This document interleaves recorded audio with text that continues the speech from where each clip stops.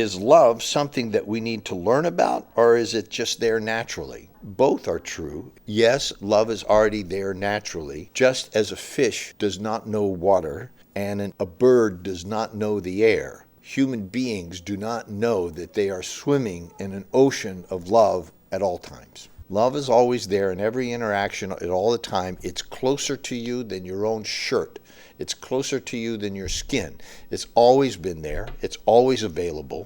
Prejudice is always there too. We see people as us and them, and love is always there, and we need to learn about it? Yeah, we do need to learn about it. There's different kinds of love. There is parental love. There is the love of parent towards a child, which is a superior to an inferior. And it is a parental love that is non-sexual. The first level of love that we begin to know and experience is this unconditional love.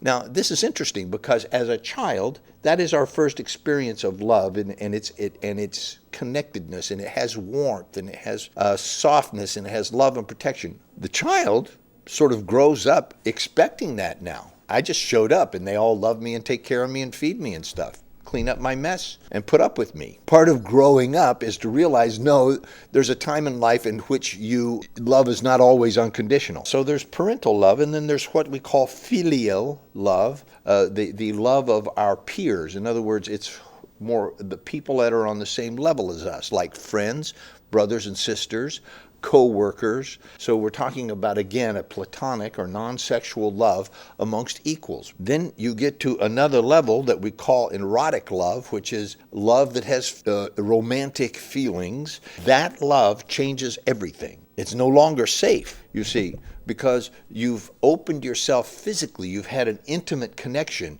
You could feel threatened now. As a woman or as a man, you could feel somehow so vulnerable, so connected, and so needing that it uncovers a whole nother level of yours that is on a deep physiological, psychological, emotional, and spiritual level that those non-sexual loves did not have. This is where everybody gets in trouble, right? Because we don't know how to deal with that. So yes, the answer to this question is you need to learn about love. You need to learn what works and doesn't work. Now, I'll speak only briefly about another kind of love which most of us will never experience, but we pretend that we do. And that is agape love. Agape love, universal or unconditional love, where it is a love of humanity for humanity's sake, for the sake of all mankind, for the sake of what it is to be human. It is a love that surpasses all that is wanting and needing and sexual and sensual,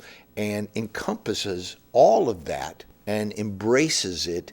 We come to see ourselves as part of all of it and to embrace all of humanity as an expression of ourselves. In other words, we come to know ourselves in every human being that we meet. We begin to see that we're like them, good or bad, beautiful or horrible. We're like all of them. And we embrace that. And we love it for what it is. That is a level of loving that takes a certain awakening and transformation that most people, frankly, will never have. Most people will live their entire life experiencing those other kinds of love, and there's certainly nothing wrong with that. But I want to go back to the erotic love, the love of another that involves sensuality, sexuality, and childbirth, and sharing of resources and protection and longevity into the future, that creates a future for not only yourself, but for your family, for your tribe, for the community, and for the world at large. Without long-term committed relationships that involve sexuality and childbirth, there is no future for humanity.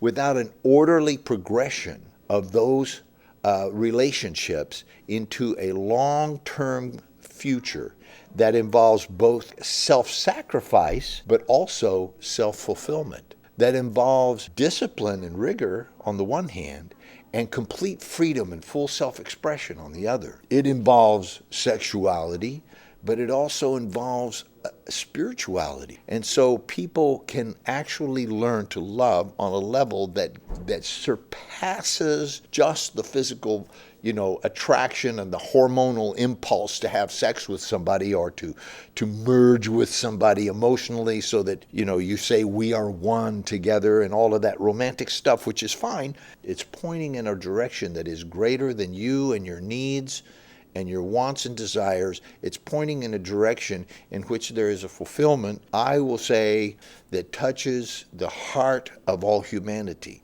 With just as within each apple seed, there is an entire apple tree with the leaves and the branches and the roots and the apples. Contained in that seed is the potential of all future apples, or an infinite amount of future apples, if you will. So contained in each human being, there is the potential to awaken all of humanity and to touch the lives of everyone. Just like that apple seed will never know what will become of its future, you or I have no idea of all the lives we could possibly touch today and every day. By living your life to its fullest possible potential, you have the potential of touching tens of thousands and millions of lives throughout history for time immemorial, for time to come. If you have a vision that's big enough to change the world, you will naturally encounter obstacles, and some of those obstacles may even come in the form of the people who say they love you, dressed as the perfect man or the perfect woman who wants you for themselves, wants you for their future, wants you for their self-expression. So the question is very simple, but the answer is very deep. Is there something that we need to learn about love? Is it just there naturally? Yes.